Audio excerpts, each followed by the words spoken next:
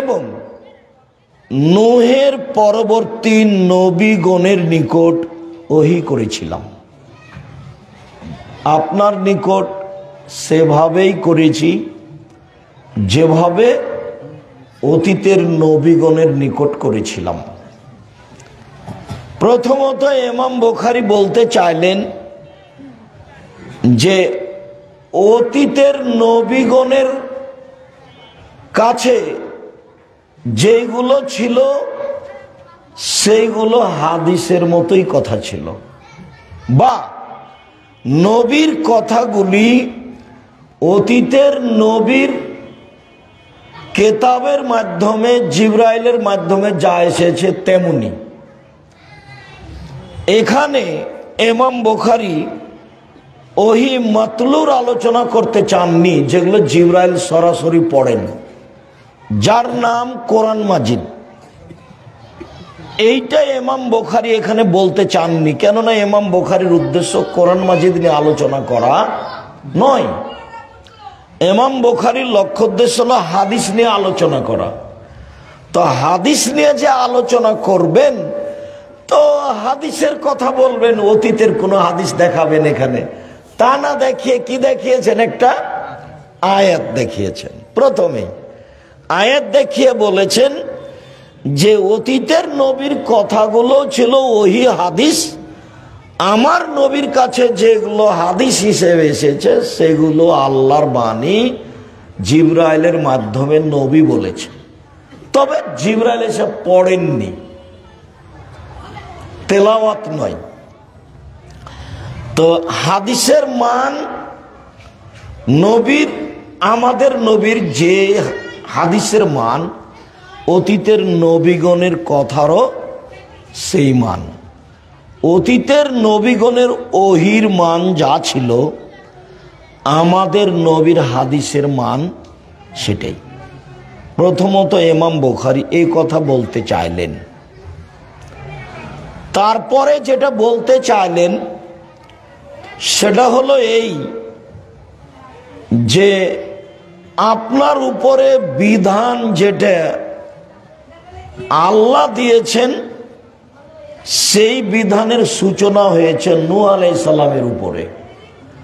নূহ আলাইহিস সালামের আগে যারা ছিলেন তাদের উপরে কোনো বিধান ছিল না।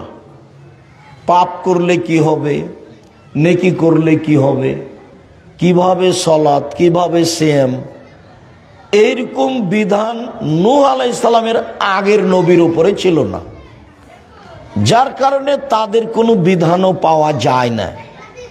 যা পাওয়া যায় তা মোটামুটি নূহ আলাইহিস সালাম থেকেই পাওয়া যায়। তা আমাদের উপরে যেমন হালাল হারাম বিধান আছে, তো অতীতের নবী নূহ আলাইহিস সালামের উপরে তেমন হালাল হারাম বিধান ছিল। ওর পূর্বে কোন নবীর উপরে এরকম বিধান ছিল না। যার কারণেই ইমাম বুখারী আয়াতটা বাছাই করেছেন যে আপনার ওহী হলো নূহ আলাইহিস সালামের ওহীর মতো। আয়াতটা পেশ করে আল্লাহর কথা বললেন যে আল্লাহ আমাদের নবীকে বললেন, আপনার কাছে ওহী করেছি যেমন ওহী করেছিলাম নূহের নিকটে এবং তার পরবর্তী নবীগণের নিকটে। এরপরে আমরা এই আলোচনা ছেড়ে দিই। আমাদের সংক্ষিপ্ত তিনটা আলোচনা আছে। তার প্রথম আলোচনা এইটা যে ইমাম বুখারী রাহিমাহুল্লাহ তার কিতাব আরম্ভ করেছেন ওহী দিয়ে। ধর্ম কিভাবে চালু হলো তার সূচনা দিয়ে। তারপরে একটা হাদিস চয়ন করেছেন ইমাম বুখারী। সেই হাদিসটার ব্যাপারে উনি বলছেন হাদ্দাসানা, আমাদেরকে হাদিস শুনিয়েছেন আল হুমায়দি ও আব্দুল্লাহ ইবনে জুবায়ের। আর হুমায়দি বলেন আমাদের সামনে হাদিস পেশ করেছেন সুফিয়ান ইবনে ওয়াইনা, সুফিয়ান সাওরি নয়নি, সুফিয়ান ইবনে ওয়াইনা। সুফিয়ান ইবনে ওয়াইনারই ছাত্র হুমায়দি, 20 বছরের হুমায়দি ছাত্র সুফিয়ান ইবনে ওয়াইনা। সুফিয়ান ইবনে ওয়াইনা বলেন, আমাদের সামনে হাদিস পেশ করেছেন ইয়াহইয়া ইবনে সাঈদ আল আনসারী। ইয়াহইয়া ইবনে সাঈদ আল আনসারী বলছেন, আমাকে বলেছেন মুহাম্মদ ইবনে ইব্রাহিম আত-তাইমি, শুধু আমাকে বলেছেন। এই হলো গরীব, এই হলো হাদিস গরীব। আমাকে বলেছেন মুহাম্মদ ইবনে ইব্রাহিম আত-তাইমি। মুহাম্মদ ইবনে ইব্রাহিম আত-তাইমি বলেন যে তিনি নিজে আলকাম ইবনে ওয়াক্কাস থেকে শুনেছেন, এটাও গরীব। আলকাম ইবনে ওয়াক্কাস আল-লাইসি বলেন, আমি উমর ইবনে খাত্তাবকে বলতে শুনেছি। এবার সাহাবীর কাছে চলে গেলেন, এবার সাহাবীর কাছে চলে গেলেন। উমর ইবনে খাত্তাব বলেন, মিম্বারের উপরে বক্তব্য দিতে গিয়ে, মিম্বারে উঠে বক্তব্য দিচ্ছিলেন, তখন তিনি বক্তব্যের কোন এক পর্যায়ে বললেন যে সামাইতু রাসূলুল্লাহ সাল্লাল্লাহু আলাইহি ওয়াসাল্লাম ইয়াকুল, আমি আল্লাহর নবীকে বলতে শুনেছি। তিনি বলছিলেন, ইন্নামাল আমালু বিন্নিয়াত, নিশ্চয় মানুষের কর্ম নির্ভর করে তার নিয়তের উপর। আব ভালো তো জগৎ ভালো, নিয়ত ভালো তো সব ভালো।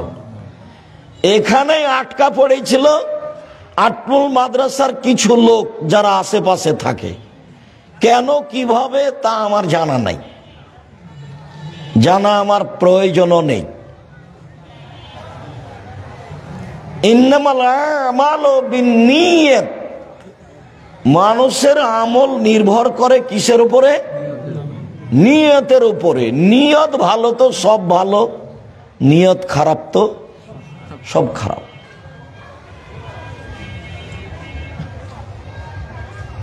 অনেক কথা হাদিস শেষ করি, তার দুই একটা বলি। ওয়াইন্নামা লিকুল্লি ইমরিন মা নাওয়া, নিশ্চয় মানুষ সেটাই পায় যা নিয়ত করে, যার ইচ্ছা করে। নিয়ত শব্দটা মানুষ ভালোই বুঝে, রাখাল কিষান সবাই বুঝে। ওরাও বলে যে তোর নিয়তই খারাপ রে, তোর মাকসাদই খারাপ, দুটাই আরবি, কিন্তু মানুষে বুঝে যে তোর নিয়ত খুব ভালো, তোর ভাগ্য ভালো। ওয়াইন্নামা লিকুল্লি ইমরিন মা নাওয়া, মানুষ যেটা নিয়ত করে সেটা পায়।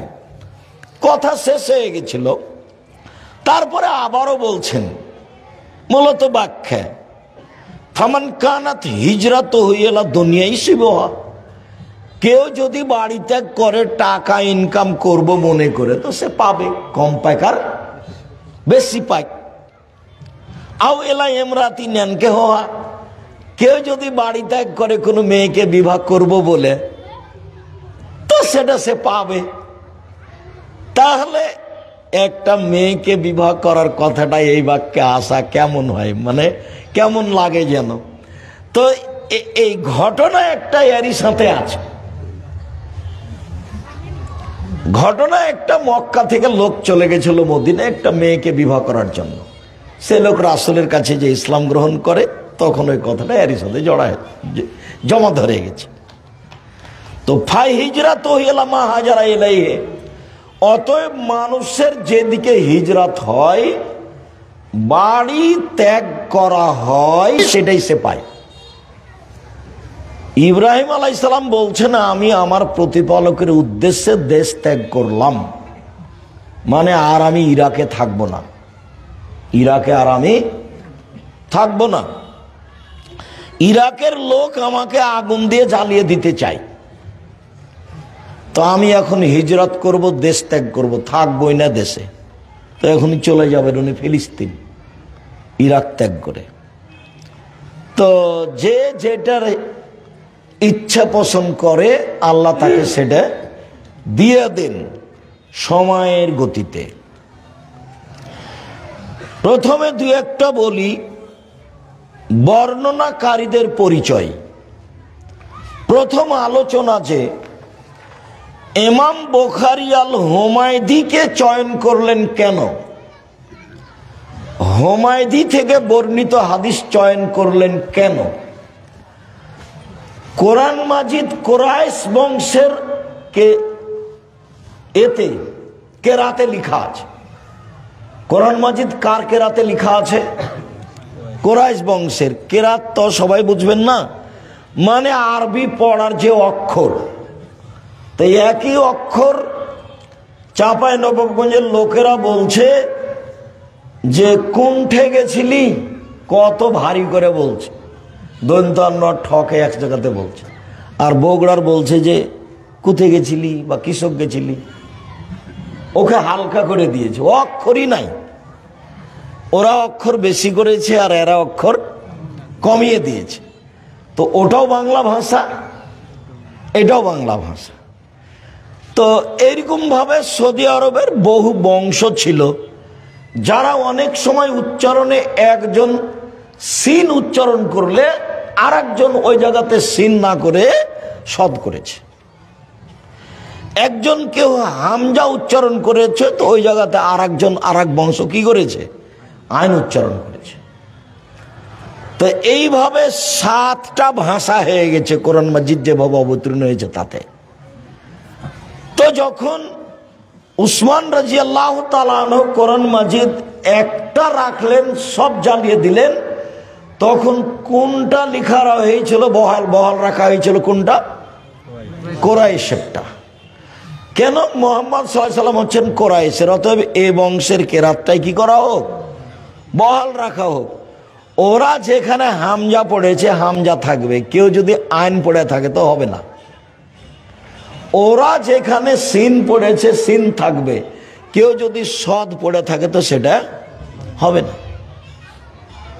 ওরা যদি জয় পড়েছে তো সেটা জয়ই থাকবে, অন্যরা সেখানে কেউ ত পড়েছে তো ওটা নিবে না। এখন কোরআন মাজিদ যেটা আছে সেটা কাদের আছে? কুরাইশদের। বাকিগুলো জ্বালিয়ে দেওয়া হয়েছে আগুন দিয়ে। তো ইমাম বুখারী বলছেন যে অত্র হাদিসে 5 জন রাবি আছে। 2 জন হলো মদিনার আর মক্কার, আর 3 জন হলো মদিনার। প্রথম 2 জন হলেন মক্কার আর শেষের 3 জন হলেন মদিনার। তো হুমায়দি মক্কার এবং কুরাইশের। হুমায়দি হচ্ছেন মক্কার বাসিন্দা এবং কুরাইশ বংশের। তো সব সময় ইমাম বুখারীর খালি লক্ষ্যটা থাকে চূড়ান্ত সঠিকটা গ্রহণ করার। চূড়ান্ত সঠিক যেটা, সূত্র যেখানে হোক না কেন, চূড়ান্ত সঠিক যেটা। একটা কথা তোমাদের মনে রাখি, কোন কোন হাদিস বুখারীতে 36 থেকে 40 বার এসেছে। তো যতবার এসেছে ততবার শব্দ পরিবর্তন আছে। এটা হলো ইমাম বুখারীর ব্যতিক্রম দক্ষতা, মানে একই শব্দ দিয়ে তিনি বারবার আনেননি। আর এই ইন্নামাল আমালু বিন্নিয়াত এই হাদিসটা 6 বার এসেছে। এই হাদিসটা বুখারীতে 6 বার এসেছে। তবে এর চেয়ে বেশি শব্দ এসেছে অন্য কোন জায়গায়। এখানে কিছু শব্দ বিলুপ্ত আছে। তো হাদিস শাস্ত্র যেটা কুরাইশ বংশের, সে লোক দিয়ে তিনি গ্রহণ করেছেন এবং মক্কার। তারপরে হুমায়দি আব্দুল্লাহ ইবনে জুবায়ের সবার পরিচিত মানুষ। 75টি হাদিস ইমাম বুখারী গ্রহণ করেছেন হুমায়দি থেকে। তারপরে হলেন সুফিয়ান ইবনে ওয়াইনা। একজন আছেন সুফিয়ান সৌরি আর একজন আছেন সুফিয়ান ইবনে ওয়াইনা। দুইজনই খুব বড় বড় বিদ্বান। তবে সুফিয়ান সৌরি কিছু মাযহাব অবলম্বন করেন যেটা তিরমিজিতে বিস্তারিত সময়ে সময়ে পাওয়া যাবে। তিরমিজি বড় শায়েখ দিয়ে পড়াতে হয়। তিরমিজির লেখক ব্যতিক্রম মহাদ্দেশ পৃথিবীর, সারা দুনিয়া ওর মধ্যে ঢুকে রেখেছে। তো হুমায়দি যিনি 1 নম্বরে আছেন, এনারা দুইজনই মক্কার মানুষ। তারপরে হলেন ইয়াহইয়া ইবনে সাঈদ আল আনসারী। ইয়াহইয়া ইবনে সাঈদ আল আনসারী মদিনার মানুষ। তার বিদ্যা বুদ্ধিতে কোনো প্রকার সন্দেহ বা কারো আপত্তি নেই। আপত্তি নেই কথাতে একটা চট করে কথা মনে পড়লো, বলে রাখি তোমাদের। বর্ণনাকারীদের কোন চরিত্র, কারো যদি এমন কোন চরিত্র প্রমাণ পেয়েছে যে স্টলে বসে চা খেতে থেকেছে, মানুষের সাথে বসে চা খেয়েছে, এটাকে বলা হয় খেলাফুল মরুয়াত, ভদ্রতা বিরোধী কর্ম। এরকম আচরণ যদি কোনো বিদ্বানের থেকেছে, ইমাম বুখারী তার হাদিস নেননি। ভদ্রতা বিরোধী কর্ম। হাদিস পড়ান যিনি, তিনি এখানে স্টলে বসে চা খাবেন, এই শিষ্টাচার, এই অভ্যাস, এই আচরণ তাকে ছাড়তেই হবে। জামিয়া সালাফিয়ার ভিতরে চায়ের স্টল আছে, সবকিছু আছে। আমাকে ওই পাশ দিয়ে গেলে বসতে বলে, তেমন দেখো ফাঁকি দিয়ে চা বিক্রি করিও না, এটা বলতে এসেছি। কেউ অভিযোগ করলে এখানে থাকতে পাবা না। আমি তোমার চায়ের স্টলে বসে চা খাবো, এই জন্য আমি আসিনি। তাকে বলা হয় খেলাফুল মরুয়াত, ভদ্রতা বিরোধী কর্ম। 5 জন বর্ণনাকারী আছে অত্র হাদিসে। কারো ব্যাপারে কোনো প্রকার ভুলে যাওয়া, কোনো দোষ ত্রুটি, ভদ্রতা বিরোধী আচরণ, মানুষের সাথে লেনদেনে মিথ্যা, গ্রামবাসী তার উপরে মিথ্যা আরোপ করেছে, কেউ খারাপ মন্তব্য করেছে, এরকম কোনো প্রমাণ নেই। তারপরে হলেন মুহাম্মদ ইবনে ইব্রাহিম আত-তাইমি আর আলকামা ইবনে ওয়াক্কাস, খুব বিচক্ষণ মানুষ, ফকিহ, কোরআন হাদিসের সারমর্ম কি তা খুব ভালো বুঝতেন। তো তিনি সাহাবী না তাবেঈ, এই নিয়ে বিদ্বানদের 2 মত আছে।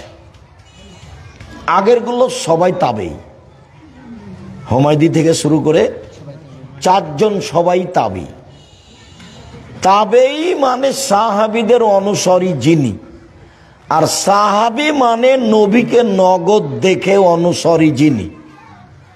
সাহাবী মানে নবীকে নগদ দেখে অনুসারী যিনি, আর তাবেঈ মানে সাহাবীকে দেখে থেকে অনুসারী যিনি, আর তাবেঈ মানে তাবেঈকে দেখে চলেছেন যিনি। তো অত্র হাদিসে 5 জন রাবি আছে, বর্ণনাকারী। তার 4 জনই হলেন তাবেঈ, আর 1 জন তাবেঈ না সাহাবী তা নিয়ে মতভেদ আছে। আব্দুল্লাহ মিন্নাতুল বারিতে তাবেঈ নয়, এটাই চূড়ান্ত সিদ্ধান্ত দিয়েছে। খুব তথ্যবহুল আলোচনা মিন্নাতুল বারি, বুখারীর ব্যাখ্যা, একবারে ভিন্ন ধরনের তথ্যবহুল আলোচনা। আলবানী যে 4টা হাদিসকে জয়ীফ বলেছেন বুখারীর, এমন লিখা হয়েছে, পড়লে মনে হবে যে আলবানীর বড় ভুল হয়ে গেছে, এরকম মনে হবে। তো আলকামা ইবনে ওয়াক্কাস আল-লাইসি বিচক্ষণ রাবি। রাবিদের ব্যাপারে মোটামুটি কথা শেষ করলাম। তারপরে হলো ইন্নামাল আমালু বিন্নিয়াত। ইন্নামাল আমালু বিন্নিয়াত, এই হাদিসটি ইমাম বুখারী কেন নিয়ে আসলেন? আলোচনা তো ওহীর, তো এখানে তো ওহীর কোনো কথা নেই, যার কারণে একচাটিয়া বিদ্বানগণ বলতে চেয়েছেন যে ছাত্র শিক্ষক সবাই যেন নিয়তটা ঠিক করে নেয়। পড়তে পড়তে কয়দিন পরে একজন বলছে গার্মেন্টসের চাকরি নিবি, বেতন 30,000। তখন বলছে যে বুখারীর দার্স থাক, গার্মেন্টসে যাই, টাকা। তো বাপ মা মিলে সিদ্ধান্ত নিয়েছে যে চল রে, ছেলেটা 3টে তো পার হয়ে গেছে দুনিয়ার বদ, একটা ভালো আটমূল মাদ্রাসায় দি। তো আটমূল মাদ্রাসায় দিয়েছে। তো 2-4 মাস পরে খালা বলছে, ছেলেটার খালা, তোর মা বুঝে তোকে নষ্ট করার জন্য দিয়েছে, তোর কত মেধা ভালো, তোকে যদি এতে বগুড়া ক্যাডেট স্কুলে ভর্তি করতো তাহলে তোর কত শোনো হতো, কত কি করতি, ইঞ্জিনিয়ার হয়ে একটা বড় ডাক্তার হয়ে শয়তান হতি, প্রতারক। তো এভাবে খালা বারবার বলেছে। তখন খালাকে গিয়ে বলছে, তার খালা আবার ওর মাকে ধমকালছে। তখন ওর খালু আবার বলে, তুমি জায়গা পাও না, ছেলেটা ওখানে দাও। কয়দিন পরে তখন নিয়ত কি হয়ে গেছে, উল্টে গেছে। দিয়ে বলছে যা হয়েছে হয়েছে, ভুল তো করেছি, ছেলেটা বগুড়াতে ভর্তি করে দিয়াই রে। ইন্নামাল আমালু বিন্নিয়াত। ইমাম বুখারী কি আসলে ওহির সাথে মিলানোর জন্য হাদিসটা নিয়ে এসেছেন, না ছাত্র শিক্ষকের অন্তরকে সংশোধন করার জন্য নিয়ে এসেছে? বলছে যে 8 বলে এসেছি, এখন কয়েকদিন বুখারী পড়বো, আসলে কুষ্টিয়া বিশ্ববিদ্যালয়ে ভর্তি হবো সেই জন্য। তো কয়েকদিন কোথায় আর থাকবো, 8 মূলে খাই থাকি ফিরি। তো জামিয়া সালাফিয়ায় গেল না কেন, হাজার হাজার ছাত্র। তো বলছে যে আর বলেন না, আব্দুর রহমান এমন শক্ত, বাপ রে বাপ, পা ধরে পড়ে নিয়ে গেছিলাম, তো হয়নি। কই যে হবে না রে, অন্তর আর একটা আছে। কয়দিন পরে ও কোথায় যাবে, কুষ্টিয়া বিশ্ববিদ্যালয়ে ভর্তি পরীক্ষা দিতে যাবে। আসলে এমনি আছে ও এখানে। তো ইমাম বুখারী বলছে যে ছি ছি ছি ছি, ওহির আলোচনা শুরু করেছি কিন্তু তুমি আগে কি করো, সংশোধন হও। ইন্নামাল আমালু বিন্নিয়াত। তুমি যে এখন ফাঁকি দিয়ে আছো, চাঁপাইনবাবগঞ্জের ভাষাতে ভোগা দিয়ে আছো, ফাঁকি দিয়ে যে তুমি আছো, তো তোমার অন্তরে একটা কালো দাগ পড়ে গেছে। অন্তরে তোমার একটা কালো দাগ পড়ে গেছে, এটা দিয়ে আর হবে না পড়া। যেখানেই যাও পথ ভালো আর হবে না, কেটে গেছে। ওটা নিয়তে কি হয়ে গেছে, ত্রুটি হয়ে গেছে, ফাঁকি দিয়ে দিন কাটাচ্ছ। তো অনেক বিদ্বানী আলোচনা অন্য আর এই হাদিসটাকে সামনে রেখেছে। তার মধ্যে মেশকাতও তাই, উনি ইমানের আলোচনা করবেন, দেখি তার উপরে একটা হাদিস লিখে রেখেছেন, সেটা হলো ইন্নামাল আমালু বিন্নিয়াত। তো মেশকাতের লেখক ও ছাত্ররাকে বলছে, দেখো আমি হাদিসটা নিয়ে এসে নিজেকেও সংশোধন করতে চেয়েছি, ভালো মানুষ করতে চেয়েছি। তোমরা যারা পড়ছো তারা একটু তোমরা কি করো, ভালো মানুষ হওয়ার চেষ্টা করো। নিয়তে ত্রুটি থাকলে সব যাবে। নিয়তে ত্রুটি থাকলে মিথ্যার আশ্রয় নেওয়া লাগবে, আর মিথ্যা যখন ঢোকে যাবে তখন আর সেটা ভালো থাকবে না। ইমাম বুখারী ওহী দিয়ে আলোচনা শুরু করেছেন আর তাওহীদ দিয়ে আলোচনা শেষ করেছেন। ওহী দিয়ে আলোচনা শুরু করেছেন আর তাওহীদ দিয়ে আলোচনা শেষ করেছেন। কেন এভাবে করলেন? ওহী দিয়ে আলোচনা শুরু করে বললেন, পৃথিবীর মানুষ জীবনটা কাটাও ওহী অনুযায়ী, আর শেষটা যেন তাওহীদ টিকে থাকে, লা ইলাহা ইল্লাল্লাহ। যদি লা ইলাহা ইল্লাল্লাহ না টিকে তো ওহী গেছে, ওহী গেছে। তো এতদিন তো আমল করলে ওহী অনুযায়ী, তো শেষেরটা যেন তাওহীদের উপরে থাকে।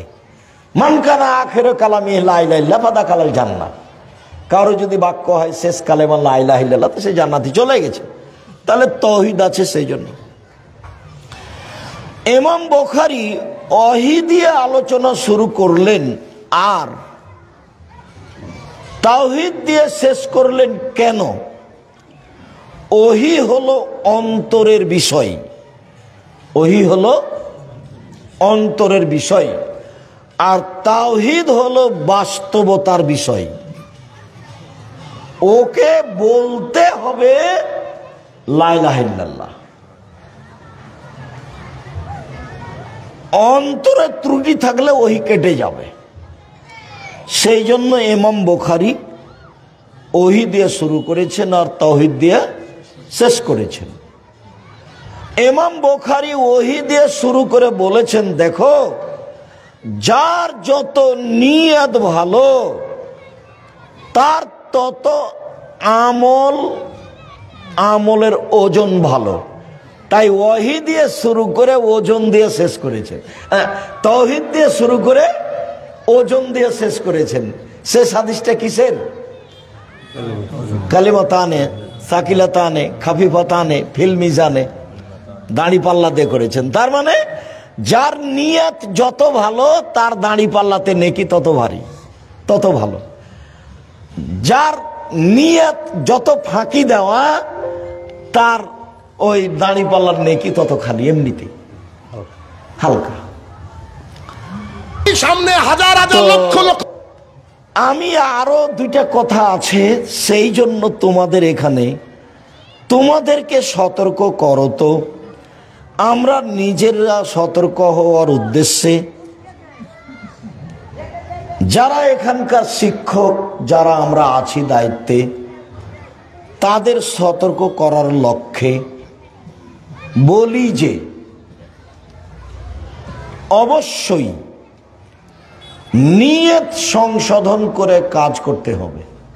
এইভাবে বলা হবে না যে আচ্ছা যাক এটা এখন হচ্ছে তো এটা করে নি, পরে আর একটা তো অন্য করবোই, সেটা তো আমি জানছি, পরে আর একটা করবো সেটা তো জানছি। তোমার অন্তরটা যেন খুব পরিষ্কার হয়। আসলে তুমি দুদিন থাকার জন্য এখানে আসনি, বুখারী পড়ার জন্য এখানে এসেছ, এইটা যেন হয়।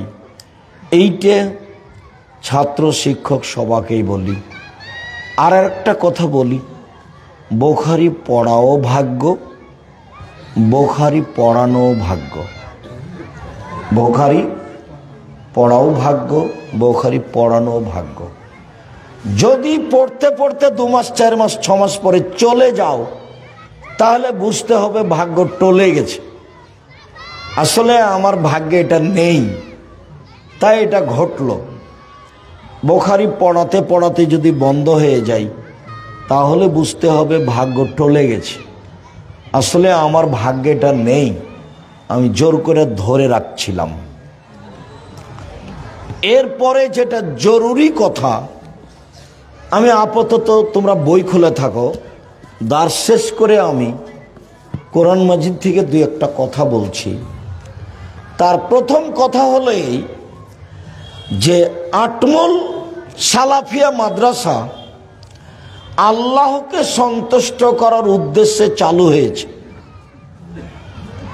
আল্লাহর কাছে জোরালো দাবি যে এই সন্তুষ্টির মধ্যে অসন্তুষ্টি ঘটানোর জন্য কোনো মানুষ আল্লাহ এর কাছে নিয়ে না আসে। এটা আল্লাহর কাছে প্রথম দাবি।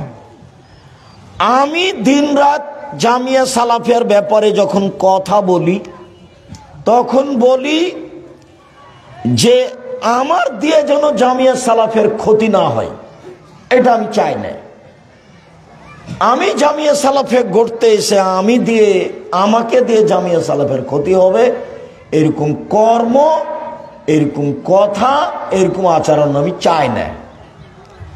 এরপরেও আমার অজান্তে যদি কোনো ত্রুটি ঘটে যায় আর আমি সেটা যদি জানতেই না পারি তাহলে আমি জামিয়া সালাফের বেতন নিই না। আমি তো ইচ্ছা করলে বেতন নিতাম। আমি জামা সালাফিয়াতে যে প্রতিষ্ঠান আছে, ঘর বাড়ি আছে, সেটা তো আমি ভাড়া দিয়ে থাকি। তো যেহেতু আমি জামিয়া সালাফের কোনো সুবিধা ভোগ করি না, বেতনও নিই না, তা আমার অজান্তে যদি কোনো ত্রুটি ঘটে যায় তাহলে ওইটা তুমি আমাকে বিনিময় হিসাবে গ্রহণ করে পার করে দিও, জামিয়া সালাফের জন্য ক্ষতি না হয়। আমি জানতে পারিনি সেজন্য তুমি ক্ষতি করে দিবে, এটা আমি চাইনি। আমি তোমাকে আর একটা বলে রাখছি, আমি জামিয়া সালাফের সুবিধা ভোগ করি না। এক সন্ধ্যা খেলে তার টাকা দিয়ে দিই, অতএব আমার ত্রুটি তোমার কাছে ধরা পড়েছে, আমি বুঝতে পারিনি, তা আমি যে কর্ম করেছি ওটাকে বিনিময় করে তুমি জামিয়া সালাফে বহাল রাখবা, আমার জন্য ক্ষতি না হয় আর জামিয়া সালাফের জন্য ক্ষতি না হয়। আর আমি যদি আমার ত্রুটি বুঝতে পারি জেনে শুনে সজ্ঞানে, তা আমি পরিবর্তন করব ইনশাআল্লাহ। তার মানে আমি জামিয়া সালাফের সরিষা সমপরিমাণ ক্ষতি চাই না। আটমল সালাফিয়া মাদ্রাসায় যারা আসে কোরআন হাদিস শুনতে, যারা আসে টাকা পয়সা দিতে, যারা আসে প্রতিষ্ঠান দেখতে, তাদের ভিতরে সামান্যতম আল্লাহকে সন্তুষ্টি করা ছাড়া আর কোনো যেন উদ্দেশ্য না থাকে। আল্লাহুম্মা আমিন। থাকলেও ক্ষতিগ্রস্ত হবে, তাকে ক্ষতিগ্রস্ত হতেই হবে।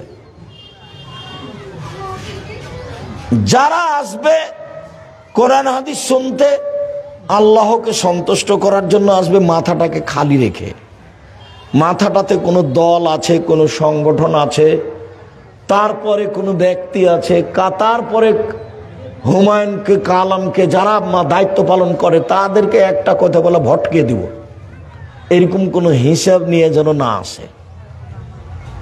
তাতে সেও ক্ষতিগ্রস্ত হবে, প্রতিষ্ঠানের ক্ষতি হবে। পরে আরো দুইটা কথা আছে, এই কথাটা প্রথমে বলছি। আসেন, আসতেই হবে। আটমলে এই মাদ্রাসা, আটমল সহ এতদা অঞ্চলের যত লোকজন আছে সবাইকেই দেখতে হবে, দেখতেই হবে। মাথায় শুধু কাকে সন্তুষ্ট করা থাকতে হবে? আল্লাহকে। আল্লাহকে সন্তুষ্ট করার জন্য আসতে হবে, বসতে হবে। ত্রুটি ভিতরে থাকে না যেন, পরবর্তীতে যারা আসবে তাদেরও যেন হয় না। এইটা দাবি প্রথমে কার কাছে করি? আল্লাহর কাছে। তারপরে মানুষ হিসেবে আমাদের কাছে, আপনার কাছে বলছি, একে আল্লাহর সন্তুষ্টির জন্যই তৈরি করা হয়েছে। তৈরি করো তো বহুদিন আগে একদিন সাদুরিয়া মাদ্রাসায় জালসায় এসেছিলাম। আব্দুর রহমান জুমার বাড়ির কাছ খাকা মৌলবীর ছেলে ওই মাদ্রাসা চালাচ্ছিল, কচ্ছপ খাওয়া আবু তাহের। সেখানে গিয়ে দুইজন মানুষ দেখা করেছিলেন, নূর মোহাম্মদ মাস্টার আর খয়বার হাজি আব্দুর রাজ্জাক। আটমূলে একটা মাদ্রাসা করতে হবে। তখন আমি বললাম, আপনি কি করেন আর আপনি কি করেন? তো তাদের পরিচয় দিল। তো সেইখানে কিছু বৈঠকে কথা হলো। তারপরে একদিন আসলাম, তাহলে এইখানে মাদ্রাসা করতে হবে। আসি, খাই, খালি কার বাড়িতে? এই কার বাড়িতে খাই? নূর মোহাম্মদ। আর নূর মোহাম্মদ সর্দার। নূর মোহাম্মদ সর্দার হলেন নানা, মানে বলি আমরা নানা, আর ওনার স্ত্রী হলেন নানি। তো নানা আর নানি, নানির বাড়ি রান্না বান্না খাই আর এই গল্প করি আর সময় কাটাই যে কিভাবে মাদ্রাসা করতে হবে।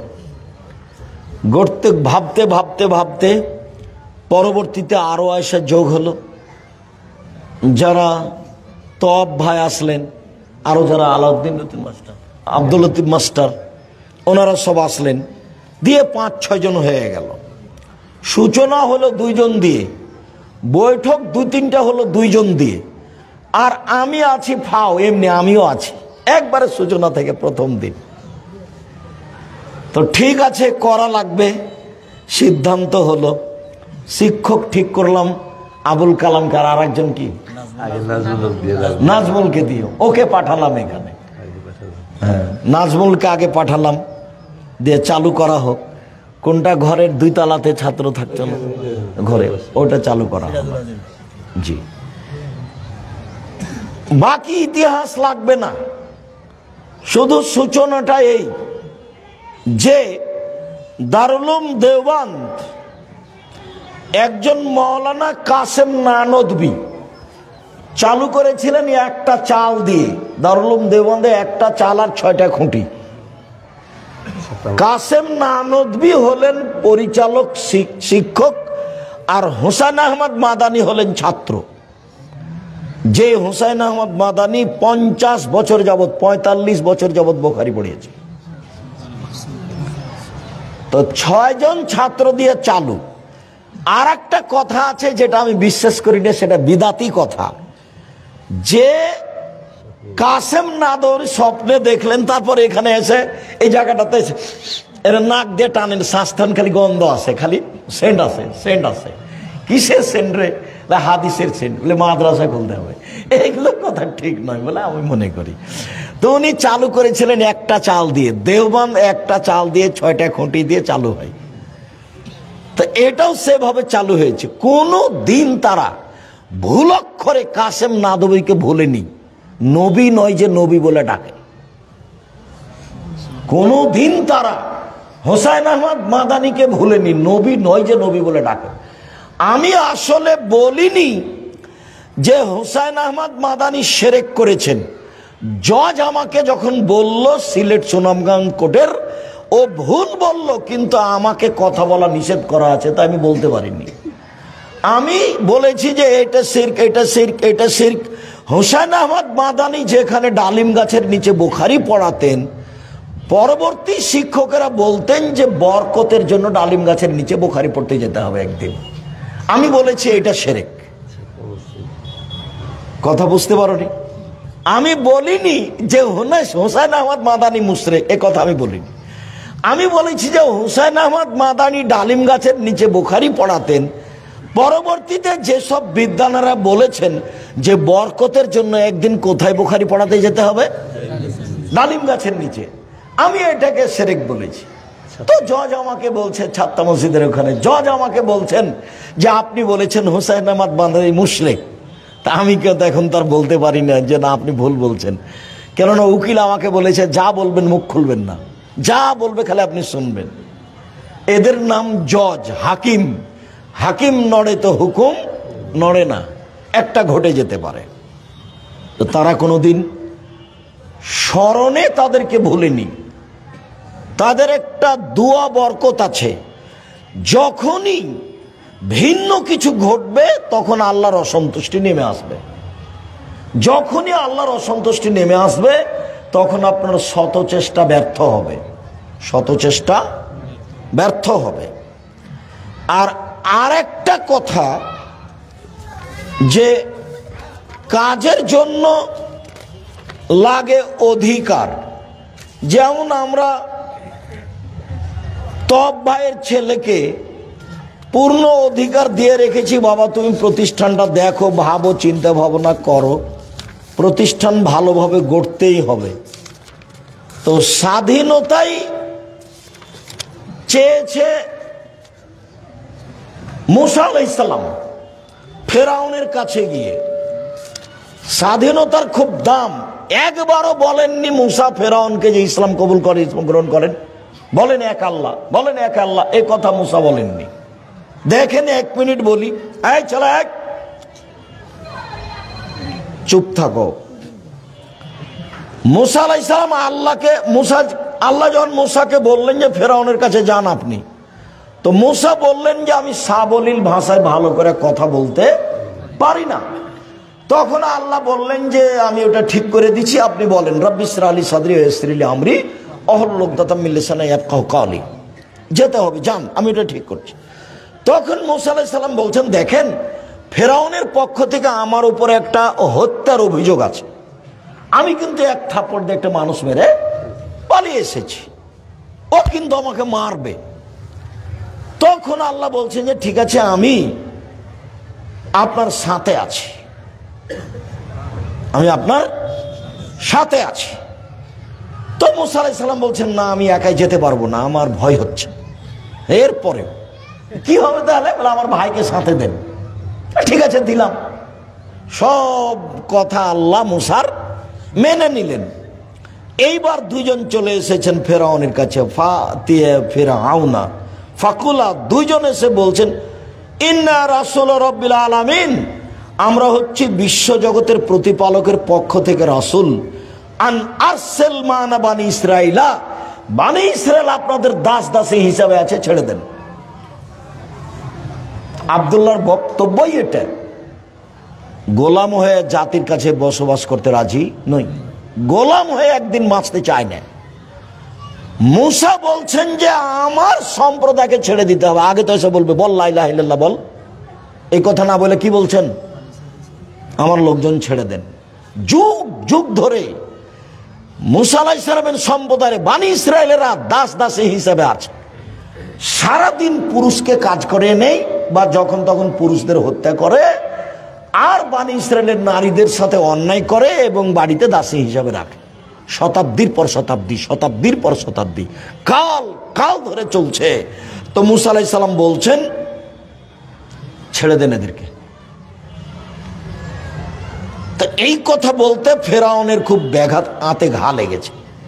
তখন ফেরাউন বলছে আলাম নুরাব্বিকা ফিনা, কি ব্যাপার, তোমাকে আমি লালন পালন করিনি ওয়ালিদান শিশুকালে, অলাবেস্তা ফিনা নুমরেকা সিনিনা, তুমি বহুদিন আমার মাঝে ছিলে না, আমার সামনে এসে এভাবে কথা বলো, মানে আমার লোকজনকে ছেড়ে দেন, এই কথা তো যেমন তেমন নয়, এটা মুখের ওপরে বলা, লিখিত ভাবেও নয়, স্মারকলিপি নাই এখানে, নগদ ছেড়ে দেন। তখন ছোট থেকে শুরু করেছে ফেরাউন তাকে সামনে, তোমাকে আমি লালন পালন করিনি, তুমি আমার বাসায় বহুদিন ছিলে না, ফালতা, তুমি একটা কর্ম করেছো, যা তুমি করেছো, তুমি তোমার কর্ম করেছো, এক থাপ্পড়ে মানুষ মেরেছো, ওয়ান্তা মিনাল কাফিরিন, তুমি বড় অকৃতজ্ঞ। এটা মুখের উপরে ফেরাউন বলল মুসাকে। মুসা বললেন একটা, ফেরাউন বলল আর একটা। তো এইবার মুসা বলছেন যে কালা ফাল তুহা এদাউয়ানা মিনাদ দাল্লিন, হ্যাঁ আমি এক থাপ্পড় দিয়ে মানুষ মেরেছি, তখন আমি ভ্রান্ত পথে ছিলাম। ফারাত্তু মিনকুম, তোমার ভয়ে আমি দেশ ছেড়েছি। লাম্মা খিফতুকুম, যখন তোমার আশঙ্কা তোমাকে মারবা। ফাওয়াহাব লি রাব্বি হুকমান, আমার প্রতিপালক আমাকে জ্ঞানে গুণে পূর্ণ করেছেন। ওয়া জালানি মিনাল মুরসালিন, আমাকে নবী করেছেন। ওয়া তিলকা নিয়ামাতুন তামুন্নুহা, আর এই যে তুমি বললে ছোট থেকে লালন পালন করেছি, এই করেছি, তুমি আমার প্রতি অনুগ্রহ করেছ, অনুগ্রহ করে তুমি খোটা দিয়েছ। আনাবাত্তা বানি ইসরাইলা, এই সুবাদে তুমি বানি ইসরাইলকে দাস দাসীতে পরিণত করেছ, তুমি বড় উদ্ধত স্বৈরাচার সীমা লঙ্ঘন করেছ। এটা মুসা আলাইহিস সালাম বললেন। যখন বললেন যে তুমি উদ্ধত স্বৈরাচার সীমা লঙ্ঘন করেছ, তখন ফেরাউন হত্যার সিদ্ধান্ত নিল। যা হলো হলো। তো কাজের জন্য স্বাধীনতা লাগে, আর একজন যদি এসে হাত খেলায় তাহলে সেই কাজ কখনো সুন্দর হবে না। প্রত্যেকটা মানুষ যারা কিছু করতে চায় তারা যেন জাতির কাছে স্বাধীনতা নেয়। স্বাধীনতা না থাকলে কিছু করতে পারবে না। এটা এক। প্রথমত ভুল কিছু করলে আল্লাহ অসন্তুষ্ট হলে একটাও টিকবে না। দুই, সূরা ইউসুফে আছে যে যখন ইউসুফ আলাইহিস সালামের কাছে সরকারিভাবে লোক পাঠানো হলো যে আপনাকে সরকার ডেকে পাঠিয়েছে আর আপনাকে জেলে থাকতে হবে না, তখন ইউসুফ আলাইহিস সালাম বললেন না, আমি জেল থেকে বের হব না যতক্ষণ পর্যন্ত জুলাইখা জাতির সামনে না বলেছে যে অন্যায় আমি করেছি, ইউসুফ করেনি। জুলাইখাকে জাতির সামনে কি বলতে হবে? অন্যায় আমি করেছি, ইউসুফ করেনি। তো আমাদের নবী তো যা বললেন বললেন যে ইউসুফের ধৈর্য আমার চেয়ে কত বেশি, যে ও বলছে যে আমি জেল থেকে বের হব না। আমি যদি থাকতাম তাহলে লোকজনকে বলতাম চলো চলো চলো আমাকে বের করে নিয়ে চলো, সরকারের কাছে যাই। আমাদের নবী মুহাম্মদ সাল্লাল্লাহু আলাইহি ওয়াসাল্লাম বলছেন। তো ইউসুফ তো বের হলেন না। তো ইউসুফ এখন বলছেন যে কেন আমি বের হলাম না?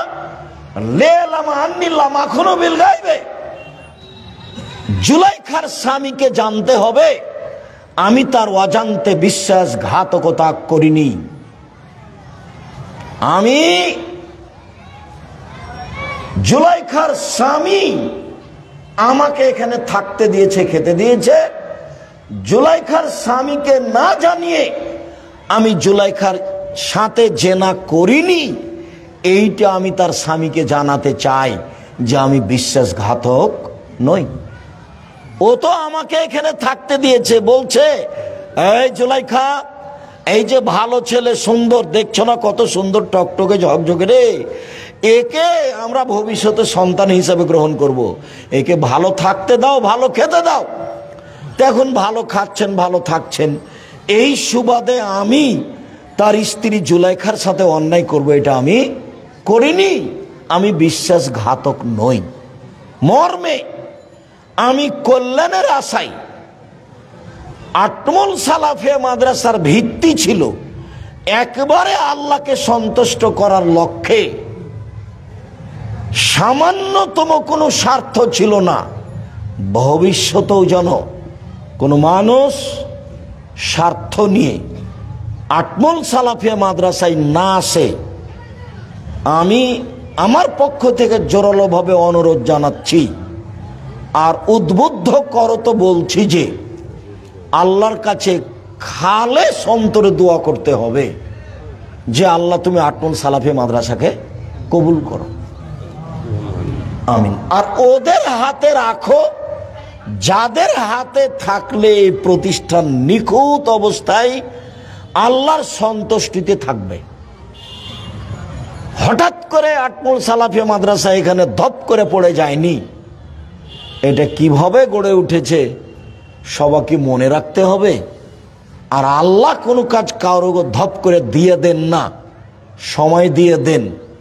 দীর্ঘ সময় ধরে আল্লাহর সন্তুষ্টিতেই যারা চেষ্টা চালিয়েছে তারা এ পর্যন্ত নিয়ে এসেছে, যারা চেষ্টা চালাচ্ছে তারা অনেক পর্যায়ে পৌঁছে দিয়েছে, ভবিষ্যতে আরো ভালো থেকে ভালো পর্যায়ে পৌঁছানোর চেষ্টা করবে ইনশাআল্লাহ। মর্মে প্রত্যেক ব্যক্তিকে অন্তরটা পরিষ্কার, ইন্নামাল আমালু বিন্নিয়াত, এই হাদিসের প্রতি আমল করো তো আল্লাহকে সন্তুষ্ট করার আশায় প্রতারণা, বিশ্বাসঘাতকতা অন্তরে না নিয়ে এসে একমাত্র খালেস অন্তরে কাজ করতে হবে। আল্লাহ সন্তুষ্ট থাকলে কাজ হবে ইনশাআল্লাহ। আজ যা আছে 5 বছর 10 বছর পরে এর চেয়ে আরো অনেক বেশি হয়ে যাবে। মর্মে বলি শেষে এসে, আল্লাহ যারা খালেস অন্তরে এই প্রতিষ্ঠান গড়ে চলে গেছে তুমি তাদের কবরের শাস্তি মাফ করে দাও। আমরা ছাত্ররা, শিক্ষকেরা তাদের পরবর্তী উত্তরসূরি হিসাবে আছি। আমরা তাদের জন্য তোমার কাছে অন্তর খুলে, মন খুলে, কোনো প্রকার স্বার্থ ছাড়াই তোমাকে শিরক মুক্ত সর্বশক্তিমান মনে করে তোমার ক্ষমতার আশাধারী হয়ে বলছি, যারা খালেস অন্তরে আটমল সালাফিয়া মাদ্রাসা গড়েছে তুমি তাদের কবরের শাস্তি মাফ করে দাও। তুমি তাদের কবরকে প্রশস্ত করো, তুমি তাদের কবরকে আলোকিত করো। আমরা যারা এলাকাবাসী, দেশবাসী আছি, কি বলবেন, আমরা যারা এলাকাবাসী, দেশবাসী আছি, তারা সবাই যেন আল্লাহকে সন্তুষ্ট করার আশায় খালেস অন্তরে আটমল সালাফিয়া মাদ্রাসায় দান এবং সহযোগিতায় পরামর্শে থাকি। আল্লাহ তুমি এই তৌফিক দান করো। এই তৌফিক দান করার দাবি জানিয়ে উপস্থিত বৈঠকি দান, যারা এখানে ছেলেরা আছি, যারা অভিযোগ আছি, সবাই অভিভাবক আছি, ওই এই আমার সাথে যে ছেলেটা ছিল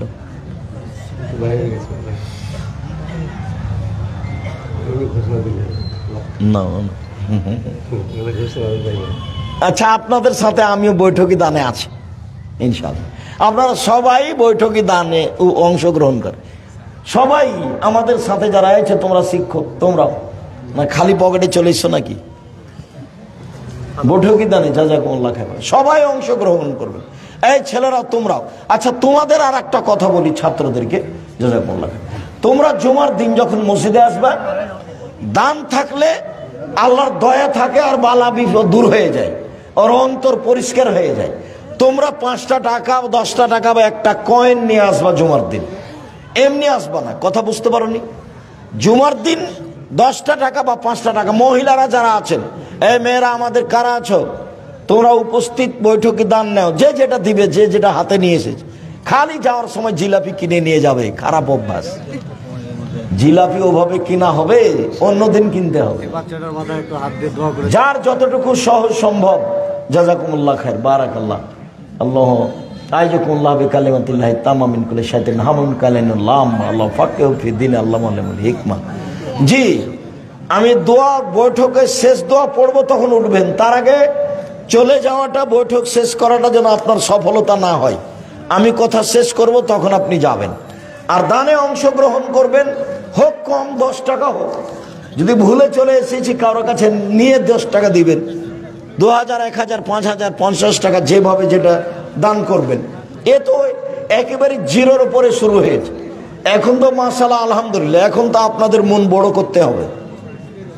যারা মেয়েরা আছো তোমরা দেখো, সহযোগিতা নাও। আমরা মাদ্রাসায় যাকাত, ওসর এবং সদকা দান করি, কিন্তু কমিটি সবাই একত্র করিয়া জমা করেন। উক্ত জমা টাকা খরচ করিয়া আমাদেরকে খাওয়ান। উক্ত দাওয়াত কি খাওয়া যাবে? মসজিদের টাকা ব্যতীত সব টাকা একসাথে থাকবে, সেটা যাকাত হোক আর দান হোক। পরিচালনায় যারা থাকবে তারা সব টাকা একসাথে করে রাখবেন। মসজিদের টাকা ব্যতীত ওই টাকা এখানে নিয়ে আসা যাবে না। তারপরে যখন এটা দেওয়া হয়েছে, তখন এটা প্রতিষ্ঠানের টাকা। প্রতিষ্ঠান যদি আপনাকে খাওয়ায়, আপনি ইচ্ছা করলে খেতে পারেন, আপনার মন চাইলে খেয়ে টাকা দিয়ে দিবেন। আমিও প্রতিষ্ঠানের খাই, কিন্তু টাকা দিয়ে দিই। যখন এটা চলে এসেছে, তখন এই টাকার মালিক যারা, তারা এটা খরচ করবে। তারা যদি খাওয়ায়, আপনি এসে খাবেন। আপনার শান্তি তৃপ্তি না আসলে আপনি টাকা দিয়ে দিবেন, বা আপনি টাকা দিবেন, এটা আমি পছন্দ করি। আমি নিজে দিই, একদিনও খাই না টাকা। এমনকি স্টলে যে যারা যে চা ফতো বৈঠকে বসে, ওরা যে চা খাওয়ায়, মাঝে মধ্যে আমি টাকা দিয়ে দিতে, দেখো চা কিনতে 10 পয়সার কিনা আছে। জাযাকুমুল্লাহ খায়র। মসজিদের টাকা ব্যতীত দান, সাদকা, ওসর সব একসাথে থাকবে, খালি মসজিদটা ভিন্ন থাকবে। এইটা যারা সভাপতি, সেক্রেটারি আছে তারা বলবে। আরে আপনারা সবাই ছেলে নিয়ে আসবেন ভর্তি করার জন্য, যেহেতু এখন ভালো অবস্থায় আছে। ছেলে মেয়ে এতটা অঞ্চলের সবাই এখানেই দিবেন, এইটা ভুল করিয়েন না। সময়ের গতিতে আমি আরো বলবো, ইনশাল্লাহ ছেলে মেয়ে ভর্তি করার ব্যাপারে এই ভুল করবেন না। এখান থেকেই ছেলে মানুষ হলে রুজি এর মাধ্যমেই হবে, দেখবেন ভালো আছে, রুজিতে আল্লাহ বরকত দিয়েছে। ইসলামের হাবাচক ও নাবাচক সবাই মানি, কিন্তু হিসাব করিয়া যাকাত দেয় না, তবে দান করি। দান করে ওইটা তো পার পাওয়া যাবে না, হিসাব করে যাকাত দিতেই হবে, দিতে বাধ্য। শোয়ার দোয়াগুলি কি শোয়ার আগে বসিয়া পড়িব না শোয়ার পর পড়িব? যেভাবে ভালো লাগে বসে বসে পড়ে শোন, আর না হলে শুয়ে গিয়ে পড়েন। ডান কাতে পড়বেন। পড়ার ঘটনাটা, দোয়াটা ডান কাতে শুয়েই প্রমাণ হয়।